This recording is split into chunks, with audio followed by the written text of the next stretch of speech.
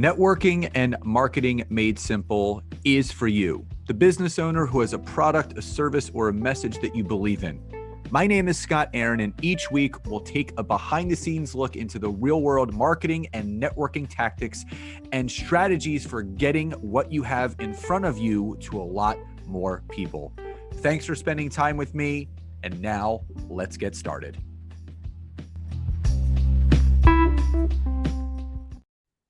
Hey everybody, and welcome back to another episode of Networking and Marketing Made Simple. Super excited for today's episode because we're going to be talking about a very important topic, but obviously something that's very near and dear to my heart, which is sales, and more specifically, social selling. And I have an expert with me today to talk about all of those things and more, because there is an art to it, there is a science to it, there's misconceptions around it, there's things that need to be brought up to the surface so all of you that are listening and watching understand the potential incongruencies, but also the important things that you need to know about how you can shorten the gap between understanding what social selling is and how you can convert those tactics into sales in your business. So with that being said, Tim Hughes, welcome to today's episode. Thank you, Scott. I'm really excited to talk to you. Well, we have a great barber. So we go to the same place. Yeah, I always have a short back and polish. You know, it's one of those things people don't realize the ease of having one less thing to worry about when you get up in the morning, because doing our hair is not something that has to be focused on, so we can focus on everything else. So, you know, Tim, before we dive into all the aspects of social selling and everything that people need to know about it, I always like to go back before we go forward. So if you could rewind the tape and stop it at a particular moment in time that you truly feel was that moment for you, that catalytic moment that kind of set you down the path that you're still currently on moving forward, what would you say is that catalytic moment for you with your journey? So so in terms of my background, I've been in sales for 25 years, and there was kind of two moments. One was a moment, you know, I'm 1,000 years old. I remember the moment that we were all given PCs and they fired the sales administrator. And over 6 months, 25% of the sales force basically resigned because they said, we're salespeople, we sit in front of customers, we don't do our own typing. And of course, people look at that now and they laugh. And what I realized at that point was I have to keep up with things that are changing, and in my life I need to keep learning those things. I realized that I had to, to survive and to carry on, I needed to do those things. And it was the second point was when I was working in corporate, and I got them to pay for me to do a blogging course. And the person who was running the blogging course said, you need to know what you want to be famous for. And at that point, it was like a lightning bolt basically hit me and said, I want to be famous for social selling. And at that point, I changed my career, and a whole load of things then fell in place because of that.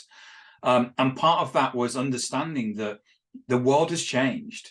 You know, when I first started selling, there wasn't the internet. You actually cold calling, people liked being cold called because they learned about what was going on. You explained to them, people would say, tell us what you do, tell us about the solution, because they were interested. And what's happened is that's completely changed the fact that now people can go online and be curious about what it is and what's going on and learn about those things. And the world has changed so much over the last 10, certainly the last 5 years.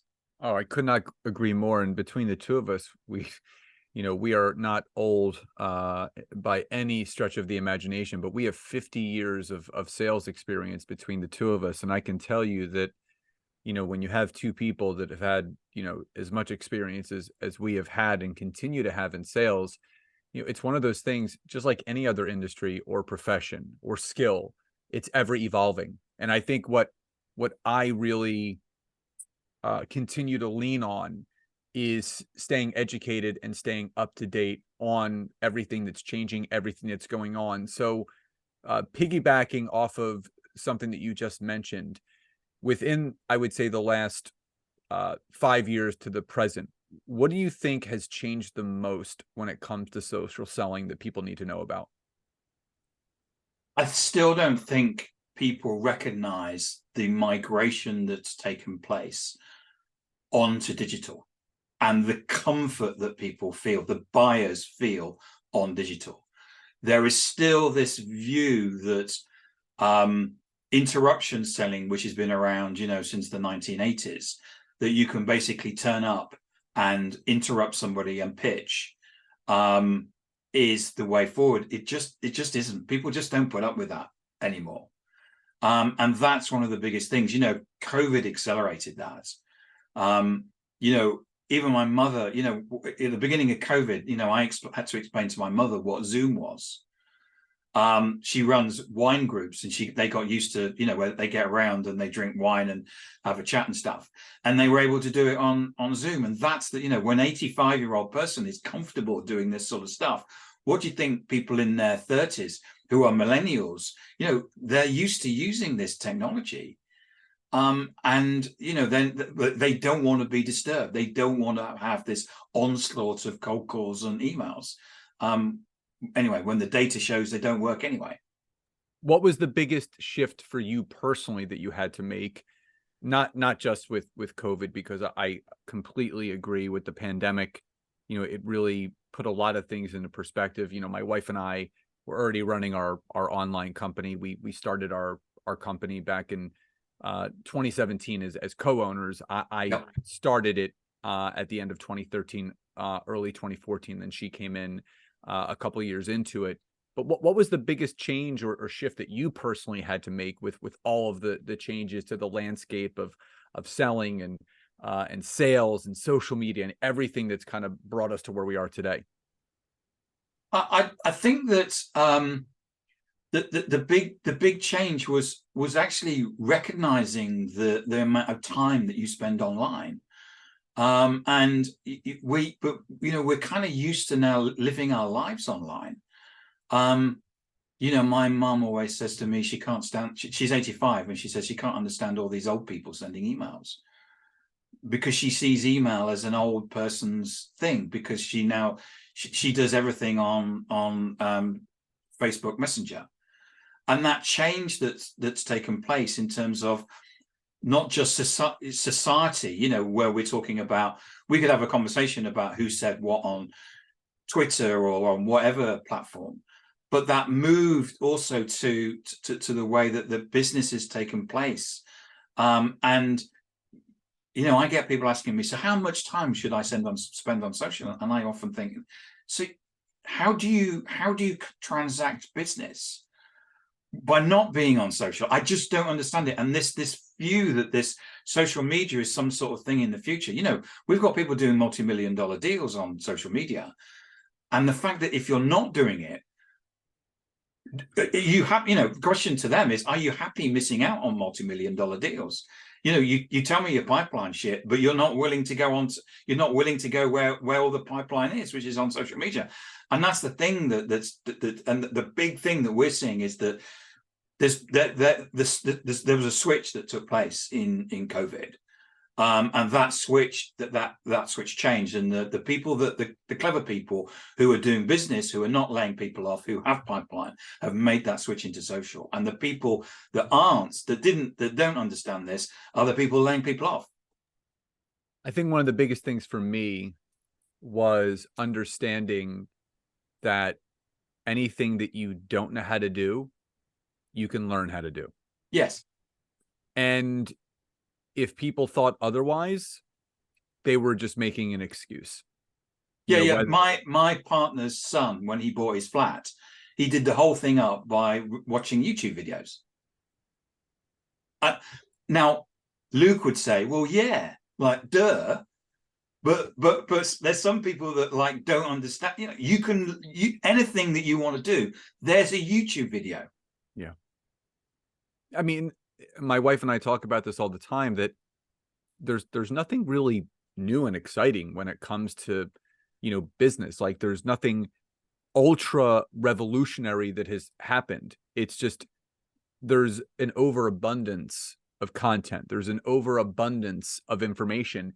And what happens is people can go down those scroll holes where it just ends up being a black hole of information, and then they can't get themselves out of it, and then they end up doing nothing. And one of the big things that Nancy and I, my wife that is, always suggest is, focusing on the aspects of your business that you need help with, that you're struggling with, that you want to learn about, and only research that specific topic. And don't source out 15 to 18 different people or blogs or websites. Pick a couple, the first 2 or 3, listen to a podcast episode on it, read one book on it. Don't get 18 books on the same subject. That's not going to help you any more than it is right now. And that will help move the needle of your business forward. So, Tim, why do you feel, even today, we're winding down into 2023 into 2024. The pandemic has come and gone, right? There was a huge shift from, offline to online. And people still aren't grasping what has changed in the landscape of social selling, sales in general, and business. Yeah. Why is that? I think it's because, what's happened is that we went through a door and the door shut, and there's no going back. That change took place, and it doesn't matter how much people say you need to be back in the office. We learned what it was like to work from home, and some people, and all of those skills we picked up. It was 2 years in the various lockdowns. We picked up a lot of skills. Why haven't people picked it up? I think they're still clinging to the past. We had one of my partners, resellers, basically came on a call the other day and said they got into a company, and the person had said they'd had a new sales leader, and the sales leader said, I want you to get on the phones. It worked for me 20 years ago, so it will work for you now. And this is one of the issues, which is that we have with sales and marketing, that we don't have a realization that the world has changed. And that's because quite often people are comfortable in what they're doing. When we talk to people about, if you think about cold calling has a 99% failure rate. Email marketing has a 98% failure rate. But the thing is, people quite often say, well, yeah, but 2% is really good. And you go, well, yeah, I mean, if you want to live like that, if I can show you can get a better response. But actually, people have become so used to such a poor response from events and cold calling and email marketing, they're kind of used to it. So what they do is that they recruit salespeople. So what we're going to do is we're going to recruit more salespeople, because what we need to do is get more salespeople cold calling to get that generate a 99% failure rate. Because the only way that we're going to grow as a business is just to keep doing that, and people just don't get it. So if you were to, obviously cold calling it's still there, but it's dead. Email marketing obviously is never going to go away, because email is one of the most direct ways to connect with people. If you were to think about the number one misconception of social selling in what you hear other people say about it, what's that misconception? The number one is that they think that the sale transacts on social media. So there's a number of things. One is, that they think that the sale transacts on social media. So I've had people say, oh, well, it's no good for me. We have to talk to the clients. No. This is about how you can get conversations with clients at scale. So we're not anti-telephone. In fact, the telephone is a fantastic way of talking to people, just as much as using Zoom and things like that. What we're doing is that we're using social media as the mechanism to actually connect with people, have conversations online that we then basically take onto Zoom or Teams or whatever. The other misconception is that, when you get people sending you connection requests and immediately pitching, they think that that's social selling, and it's not, it's spam. Social selling is about conversations and conversations at scale. And it's not about sending connection requests and then sending spam. It's no different than cold calling on social media. It's social media. Yeah, and I think people need to understand a couple of different things. Number one, there are more people now than ever on social media. Yep. So you have a larger demographic of people on there. So, and you think about the larger amount of people that are on social media. 60% of the world's population is on social media, active on social media.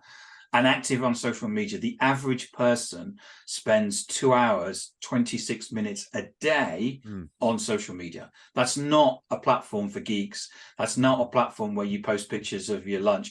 That's where people are using social media actively every day for doing personal things, but also doing business. Yeah. And you think about how many people are in the sales and marketing world that are looking to get the attention of those individuals. So you have to think about, what can you do to bring the eyeballs onto what you're doing, but also the amount of touches that it takes to really get someone into your pipeline, take them through whatever funnel you've built out. It's not an immediate thing. It's not just, oh, they see you once and they buy everything that you have. There is a significant amount of time and effort and nurturing on your part and on your end as the business owner to build that know, like, and trust. Because, I always remind people, what can you do to set yourself apart from everyone else, right? What can you do to make sure that that spotlight that is kind of going back and forth, left and right, how can you get that spotlight to stop and land on you to bring you into the forefront?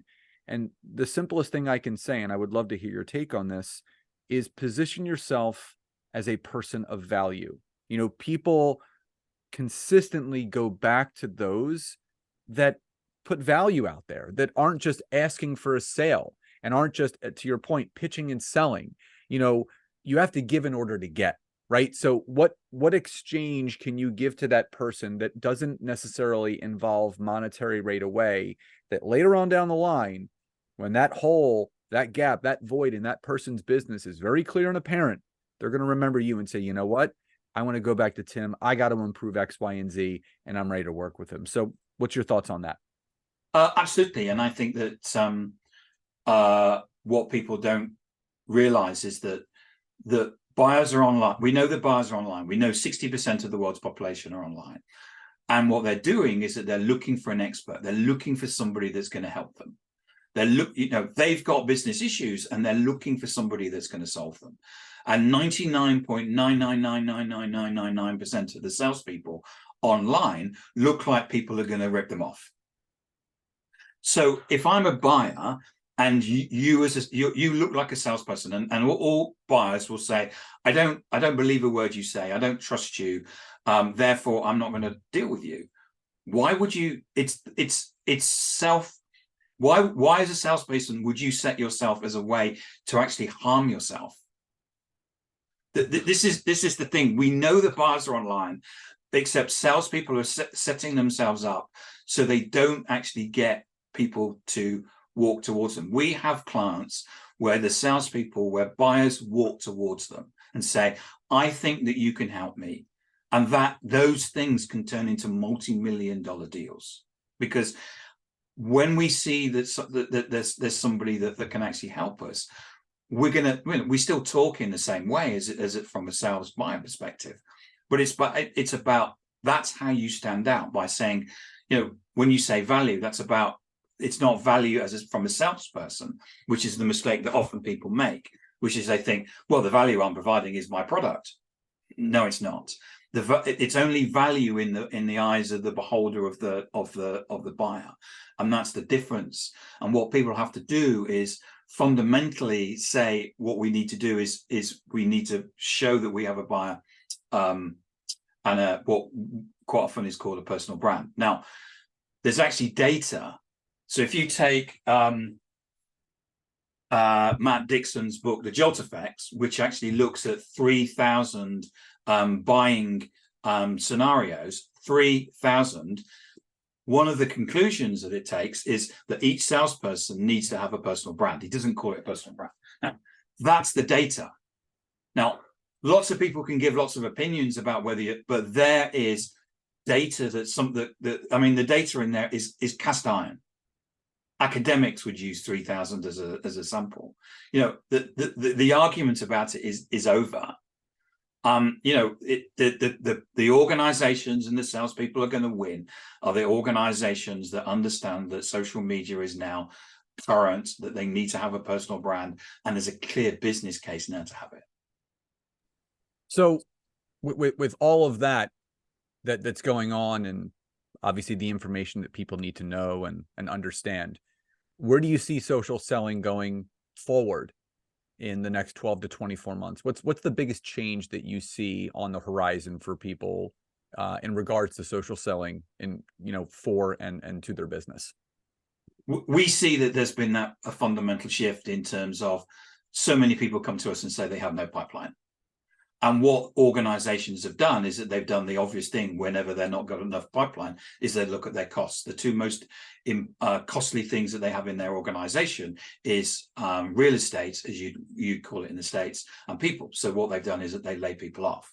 But at some point, they're going to have to come back and actually look at pipeline. And they're not going to get it through cold calling and email and events. So they have to look at modern ways of selling. And the way that what we're seeing is that this isn't just about going on to social media. It's understanding the psychology, the buyer, the psychology of why people buy things in particular ways, the psychology of why people block people, and most of it is converse to this view that sales needs to be a whole bunch of cadences. You know, sales cadences is killing sales and is killing your organization. And the moment that people actually wake up to that, you know, we have clients that are doing sales cadences and getting nothing, and doing social selling and blowing the results out of the water. It's so obvious that the one's working and one isn't.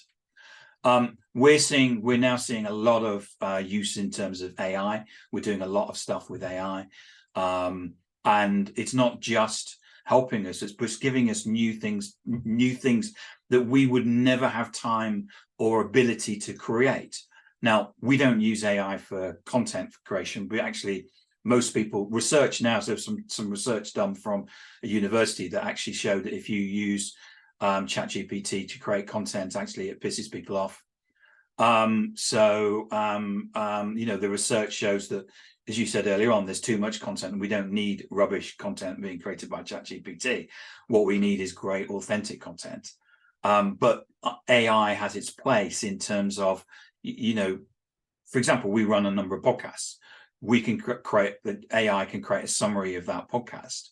Then what we're actually, one of my team is actually doing is he takes that summary, he puts it into ChatGPT, and then ChatGPT is coming up with a 2-minute script for him, which he then basically talks out into video. So he's able to we do a podcast, we get a summary, we're then able to do a clip of this is the summary of the podcast, and he gets 250 views per video on TikTok.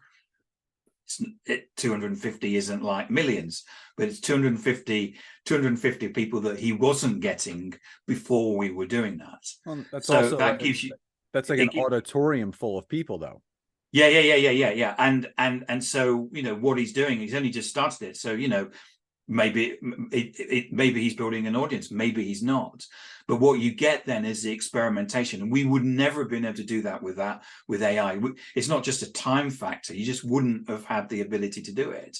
So what we're able to do is create, not just when we create content, it's about creating great content that's engaging and authentic, and content that's original as well. I mean, I couldn't agree more. You know, the fact is that, so I interviewed a gentleman on my podcast. He had a PhD in AI. Yeah. And he basically said AI is helpful, but you have to understand, you have to think of it like a sandwich. He goes, whatever information you pump in there is the bread, but you have to bring the meat, meaning you got to bring your own voice, your own thoughts, your own ideas to it. So love all that. So Tim, as we wind down, before I get to my final question, if someone is interested in learning about you, your company, how you can help with social selling in their business as an individual or as a company, what's the best way for people to learn more about you? So my company is DLA Ignite. The best place to find me is on LinkedIn. I'm Timothy or Tim Hughes. And if you want to buy a copy of my book, Social Selling Techniques to Influence Buyers and Changemakers, it's the second edition with the yellow cover, is available on Amazon worldwide. Awesome. Wonderful. So all that information obviously will be in the description of this episode. So anyone listening or watching, you are not going to have to go too far as connecting with Tim on LinkedIn and even purchasing his book. So Tim, final question before we sign off today. What does success truly mean to you? Good question. For me, I've actually, for success for me, I lost my father a year ago. And I learned two things as I came out of the funeral, which I didn't know about him. And those two things was he spent his life helping people. And I didn't know this. There was loads of people came up to me and they shook my hand and they said, if it wasn't for your father, I wouldn't be where I am today. Your father helped me. And there was a number of people that dialed in on Zoom as well. And that for me, I'm basically taking that on so that I have two values. One is what I want to do is help people. And that's a way of taking them forward. The other thing is legacy. And what I want to do is I want to leave a legacy, which is why I've written 3 books and I'm going to write more books and I'm making time to do that. And so for success for me currently is helping people and creating a legacy as well. I love everything that you said. And sometimes when those things happen to us and for us in those dark moments, there are bright lights, again, yes, shining to teach us a lesson and understand that, you can leave your legacy while you're still living. And I think that's the important thing from that. And, obviously appreciate you being vulnerable and sharing that. Thank you. And can you imagine if he'd been there and people had, and he'd seen them walking up saying, shaking my hand saying, if it wasn't for your dad, yeah, I wouldn't. What a wonderful thing to experience. Lives are changed. It's, one person at a time, and you don't know how much one individual can impact the lives of many. And I think that's, your father's legacy is a great example. And obviously you're carrying that on now as well, which is also a wonderful, wonderful thing. And Tim, I just want to thank you again for taking the time to be here today. Just grateful for the conversation and you and everything that you're doing for not only just the world, but the business world and what you're teaching. So thank you again. Thank you, Scott. Been great. Thank you. Absolutely. So everyone, again, wherever you're listening to and from, please let us know what you loved most about the episode. If you're happy to be listening on iTunes, please subscribe. Please leave a rating and review. Same thing if you're on Spotify. So everyone, please enjoy the rest of your days. Love and gratitude. And I'll talk to you next time.